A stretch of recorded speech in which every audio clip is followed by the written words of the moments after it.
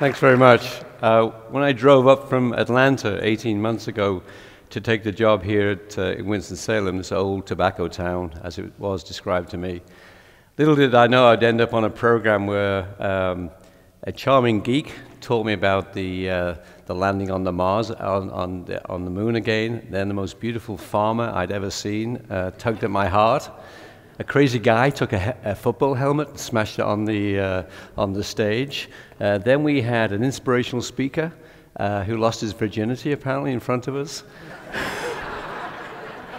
There was a guy who was designing an elephant and had a lot of fun doing that, and a woman connected the dots. So what am I going to talk about? I thought to myself as I sat watching these most amazing TEDx lectures. Well, I'm going to try and persuade you that here in this old tobacco town is the opportunity to create a hot city. What's a hot city? It's a city where people want to go to, not just to go to school, but to stay and live and enjoy themselves and have a lot of good times, but also contribute strongly to the community. And most hot cities that are emerging now, not just in the US, but around the world, are cities that are based on innovation, where you take an idea and translate that into a product or service that is of value that somebody will find benefit of. Think about the innovations that are going on at the moment. The whole world is changing. You know, you've all got the smartphone on your in your pocket. I've just checked on the temperature in my living room through my smartphone. You know, it's a smart thing to do, is to be an innovator. It's also smart from an economic value viewpoint. It's shown now that there's a multiplier effect. Each new high-tech job in the innovation industry is creating 5 new jobs in the service industry at all different levels, whether it's a physician servicing or whether it's a car mechanic servicing that new job in the high-tech industry. And why is that? Well, in hot cities, according to Enrico Moretti, who's a scholar of this whole area, an equivalent job in a hot city pays 2 to 3 times as much as it does in a city that's starting to dwindle. So it makes sense not just to be a city that is involved with innovation, but it also makes sense to be a city that wants to benefit economically. So my view is that Winston-Salem, this old tobacco town, as it's still thought of by many parts of even our own state, has the opportunity to become a hot city. If one looks at what's here at the moment, there's a ton of different types of science and technology and research taking place. We also have a great deal of difference between other cities because of our School of Arts, with 5 different conservatories in dance and music and film and so forth. And the combination of high-tech industries and a scholarship base, together with the arts, surely must differentiate us from other places in not just North Carolina, but in the United States and the rest of the world. Not quite like it is in Abu Dhabi, where my son lives. Give a shout out to him, because he'll be watching this later on today, which is, of course, being built on the oil wealth that exists there. But it's a city that can be built on the intellectual capital that exists here, and the will and hopefully the connection between people here in the city. Education in this city needs a kick. It needs to improve, actually. We do have stem cell programs, we do have a science center, we do have an art-based school, but we need much, much more in here. And it's incumbent upon us in this city to enhance our education.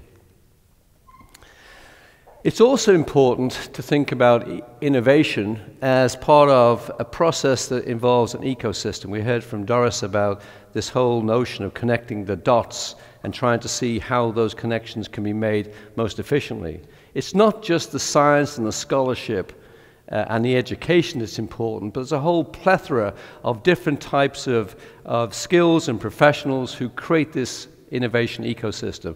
I'm not going to read out all these necessarily, but just think about that. You do need to have not just the inventor, but the person who sees that invention can be turned into an innovative product. You need to have the technicians who can actually create and manufacture. You need to have partners who can distribute and on a worldwide basis. You need to have, of course, a trained workforce. Here in the county, Forsyth County, we have one of the most brilliant workforce training programs with Forsyth Tech Community College. You need lawyers, frankly. You need money. You need lots of money. Without money, there's no life, as the Chinese would say. You also need to have a great deal of understanding about the entrepreneurial program. And of course, here at Wake Forest, we do have that heart, as the introduction went today, of entrepreneurship that is developing. You also need a political will. This city is such a small city in an interesting state in the southeast that needs political will to bring all these bits and pieces together.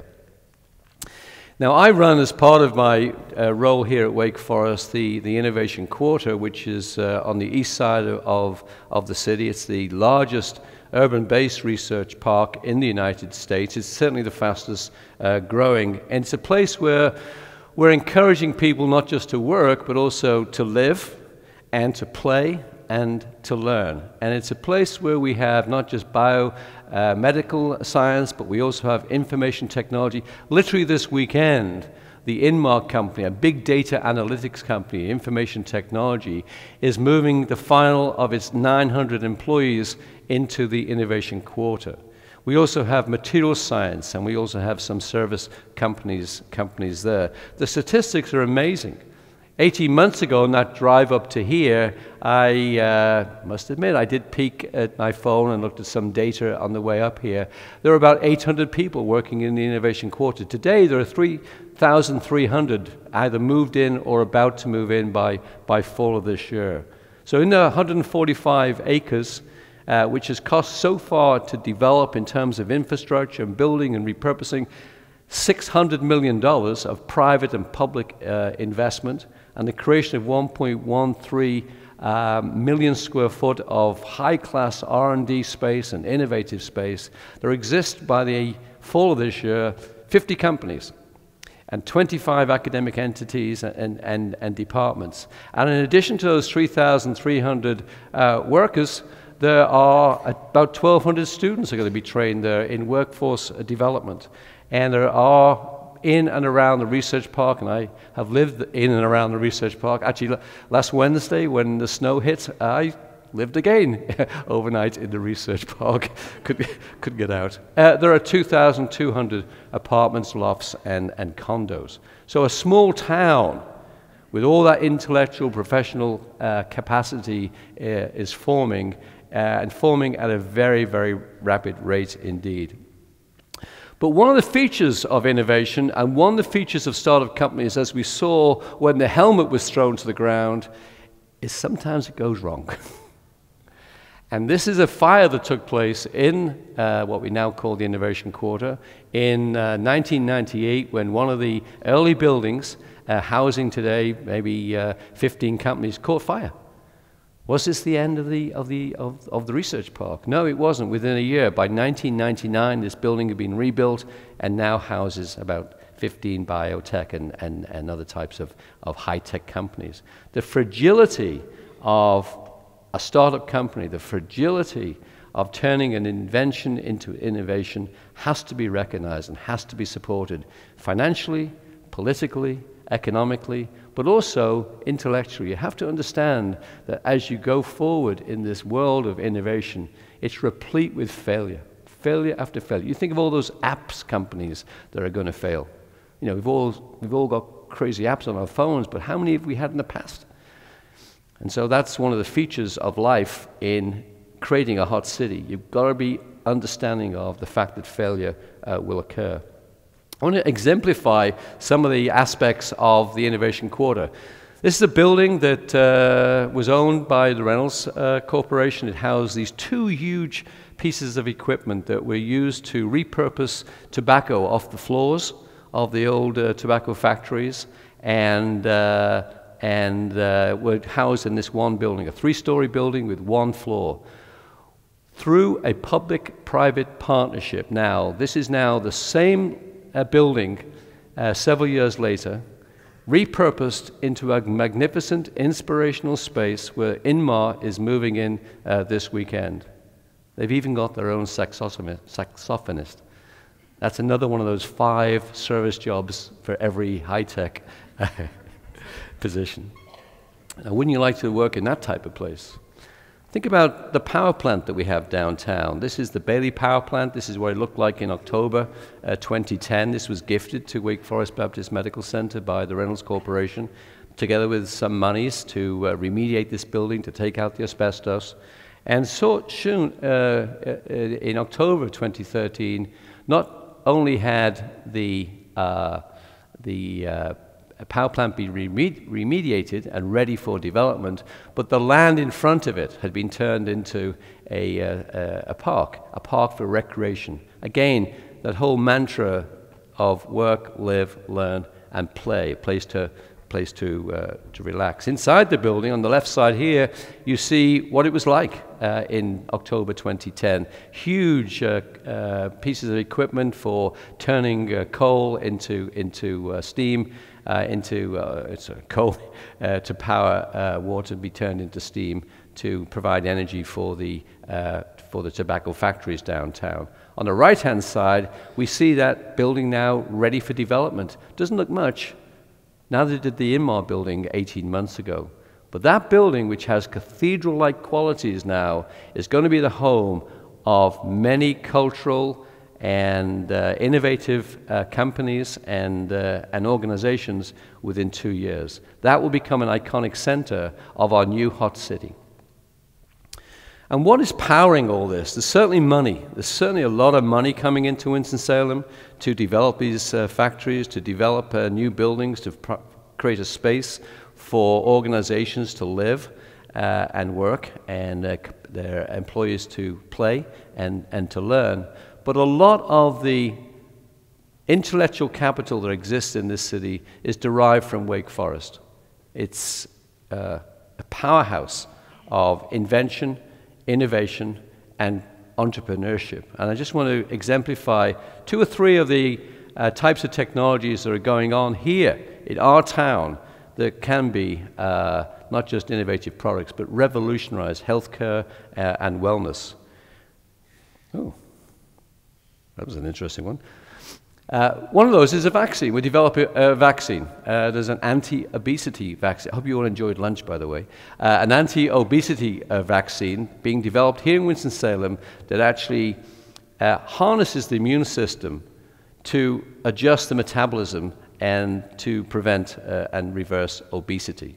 We also have scientists here at Wake Forest who are developing for the third world using herbal approaches, non-toxic traps for mosquitoes. Just think of the impact that this low-cost mosquito trap could have on the health of populations in the third world.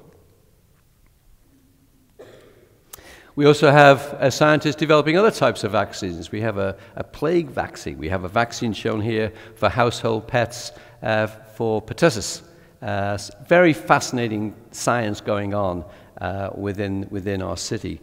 We also have, as we saw earlier, a very extensive program with Virginia Tech in biomedical engineering. And that program, through a consortium effort with universities throughout the world, has led to the development of a biofidelic human body model, whereby a virtual model of the human body is being created by, first of all, scanning using MRI, a real body, and then turning that information into a digital virtual model. Think of the opportunity there. No longer will you have to put a head inside of that helmet and bang it on the floor, but you can actually stress the human body within the computer and see what the impact of stress is on the functioning and the performance of the human body. That is a technology that is within this city which is ready for commercialization. We also have, through the Institute for Regenerative Medicine, received recently a very large grant in our Wounded Warriors program to create a body on a chip. Think about that. You have a microprocessor with the cells and functioning cells and organs of the body sitting on top of a microprocessor chip. What can you do with that? Well, you could start to put noxious substances on the top and see how those cells respond and measure that immediately without going through a study in animals or a study even in humans. You could actually create through that instant readout perhaps a vaccine to that noxious substance, and think of that in a battlefield situation. So those is a type of the technology which is taking place here in our city. So my challenge, going to the theme of this TEDx lecture series today, is I dare this community to transform itself by 2020 into becoming a hot city based on innovation in association with the arts. And how do we do that? We've got to build it, and that's what we are trying to do very much with money and scholarship and education. We've got to teach people what innovation means at the very base level. We've got to be in there in the schools explaining how you can be anybody can be taught to be an innovator. You may not be an inventor, but you can certainly be taught how to be an innovator, and some people can also become entrepreneurs. You certainly need to connect, as the 9-dot model showed. What a fantastic talk that was by Doris. But connection is different than alignment. We have got to understand how each and every one of us are connected and can support one another.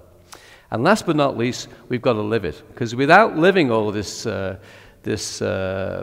opportunity, it's going to dwindle away until the next generation will come along and start then to wonder why the opportunity was missed. We have an opportunity here in Winston-Salem to create a hot city. I dare you to challenge it. Thank you.